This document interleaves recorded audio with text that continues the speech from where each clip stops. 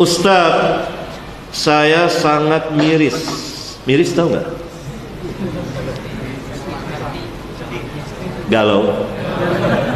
Galau, risau, sedih dengan fenomena yang terjadi saat ini. Begitu banyak orang diustadkan atau dianggap sebagai ustadz, padahal bukan. Tidak pandai berbahasa Arab, dan sebagian tidak bisa sama sekali. Bagaimana hal ini bisa terjadi tanpa diketahui, dan bagaimana solusinya? Gimana?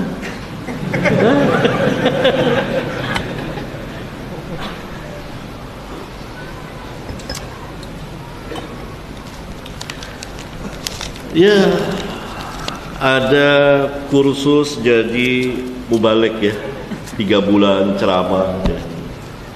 Ada orang-orang duduk di majelis gini-gini, lalu menghafal 1, 2, baca kitab, jadi terkenal jadi ustaz. Kenapa?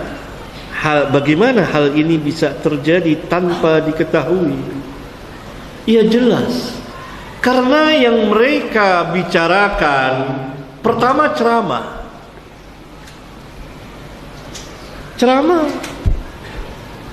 Siapa juga bisa, dari majalah, dari ini, kutip ceramah. Mereka tidak berbicara tentang ilmu. Sehingga tidak kelihatan ketidaktahuannya.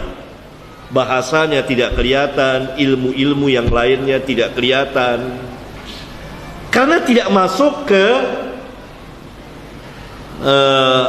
ranah itu, pembicaraan itu.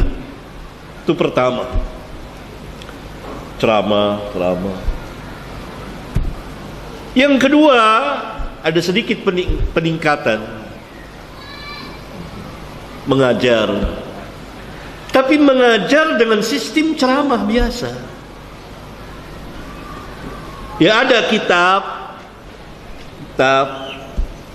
dan sudah ada tersedia instan. Paham antum instan? Mudah. Ini agak lebih keren dari yang pertama, tetapi lebih tadlis. Penyamarannya, tadlisnya lebih sahih.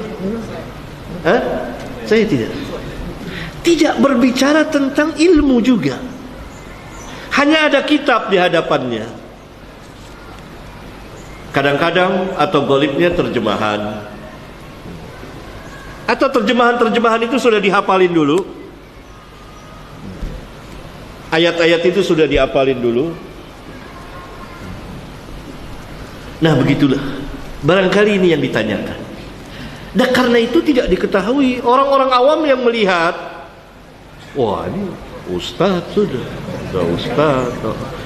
Apalagi ibu-ibu, panggil bikin pengajian. Itu tidak diketahui. Bagaimana cara mengetahuinya? Suruh mengajarkan ilmu.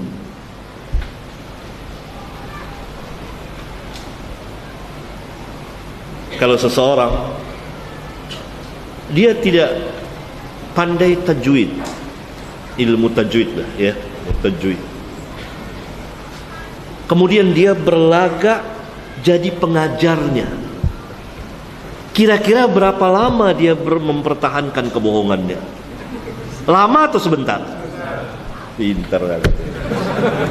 Jelas tidak diketahui. Kenapa jelas? Karena yang dibicarakan jelas. Paham antum? Ini sebab-sebab begitu banyak ustadz. Para sahabat saja yang 100.000 lebih, itu orangnya yang fatwa yang ini hanya 130-an orang. 130-an. Dari 130-an itu yang sering berfatwa mungkin hanya 7, 6 kurang lebih gitu. Tidak sampai lengkap. Sama yang ahli. Karena Islam ini ilmu. Coba orang-orang itu suruh ngajar, baru ketahuan itulah ilmu dalam Islam.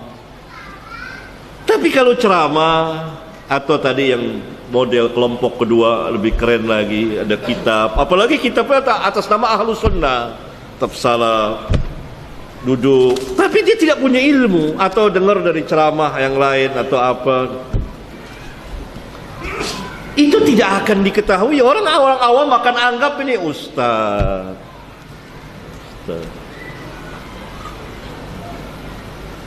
Itu sebab bagaimana hal ini bisa terjadi tanpa diketahui. Ya jelas karena ilmunya tidak tampak.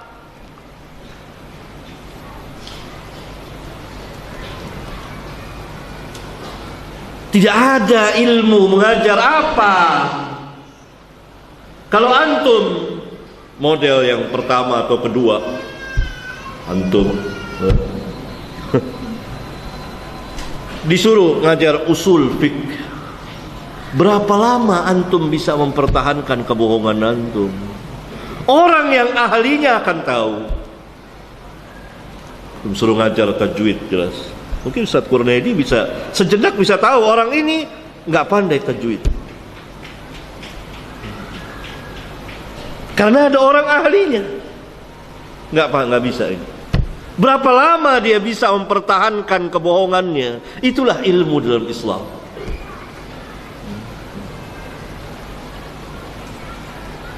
Tapi kalau orang yang ahlinya, Ustaz Kurnaidi suruh ngajar tajwid atau apa yang berkaitan dengan itu, cakep, tambah kelihatan. Oh ilmu, itu ilmu. Itu ilmu. Tapi kalau boleh ceramah, khutbah, atau tadi yang kedua lebih keren lagi, pakai ya sekedar ada di depannya kitab, begitu. Apalagi sudah ada syakel, itu tidak tambah nggak kelihatan itu. Ini ustaz. Mulai lihat masuk di apa namanya nih, YouTube, ya kan? Masuk di YouTube.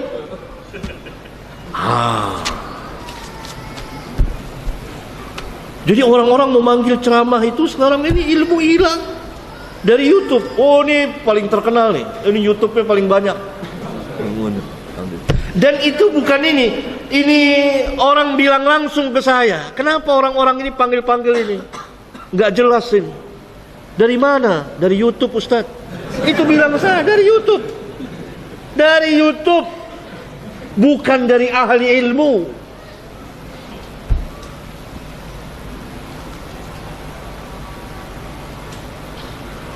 Syekh Muhammad Rashid Ridha rahimahullah ta'ala pernah mengutus orang alim besar, mengutus Syekh Taqiyuddin Al-Hilali, orang alim besar juga, kepada Malik Abdul Aziz rahimahullah ta'ala,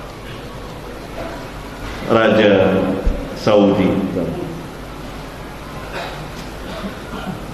Syekh menulis bahwa yang datang kepada antum ini adalah sebaik-baik orang. Lihat, ditazkiyah oleh siapa? YouTube apa ahli ilmu? Ahli ilmu, bukan YouTube. Syekhnya bukan YouTube. Rashid Ridha mentazkiyah Taqiyuddin Al-Hilali agar diterima oleh Malik Abdul Aziz. Ini sebaik-baik orang yang datang kepada antum. Sekarang lihat YouTube, ceramah direkam. Itulah sebabnya tidak diketahui.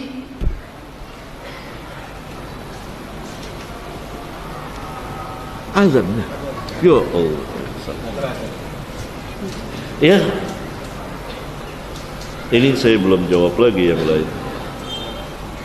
Jadi pengajaran ilmu harus ilmu. Bagaimana solusinya? mereka harus berhenti. Gak boleh jadi ustaz. Dan antum gak boleh mengustadkan mereka. Gak boleh, haram. Dakwah ini harus dengan ilmu. Ibu-ibu gak boleh manggil lagi. Ibu-ibu gak tahu dia. Apa dia mereka lihat YouTube juga? Enggak. YouTube semuanya, semua YouTube. Enggak boleh.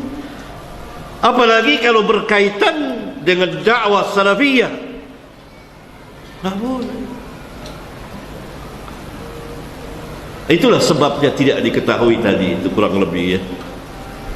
Karena tidak ada yang dibicarakan ilmu, tidak ada. Bukan ilmu yang dibicarakan. Karena itu perlu belajar. Belajar. Tidak berarti tidak boleh mengajak orang mendakwakan orang. Boleh. Boleh. Mengajak. Tapi jangan mendudukkan diri dan jangan didudukkan dianya. Paham tuh? Ilmu.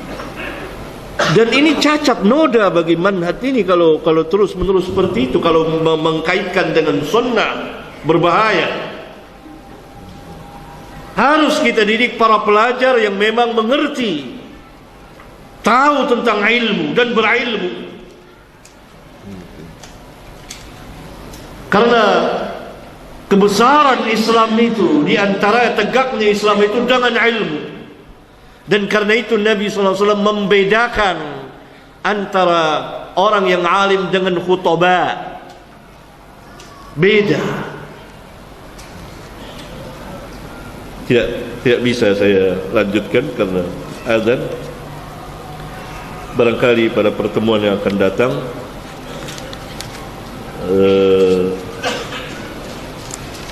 kita akan lanjutkan sampai di sini. Subhanakallahumma wa bihamdika asyhadu an la ilaha illa anta astaghfiruka wa atubu ilaik. Wassalamu alaikum warahmatullahi wabarakatuh.